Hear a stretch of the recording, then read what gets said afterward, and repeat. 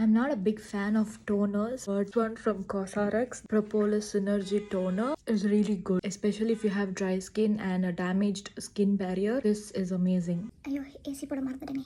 Wait AC போட்டு வரேன். Next up is an essence. This is from Clayco, Sake Glass Glow Essence. நாங்களும் தாளம் போடுவோம். And of course, when you do your skincare, don't forget to bring it down your neck. So morning skincare la I generally skip moisturizers because this itself is pretty well hydrated, and I also use a sunscreen on top, but I got this in a review campaign, so I have to use this and review this. So adanal I'm using it now in my current routine. Ilana, except this, everything else is my current routine. I'm liking this moisturizer so far, but it has too much fragrance. I mean, I don't mind fragrance in my skincare, but this is like overpowering. I forgot to use my serum.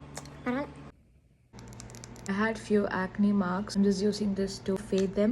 So far this is actually working. If you would have seen in my previous video, these two marks would have been very prominent, but now it's marangified a little. This works.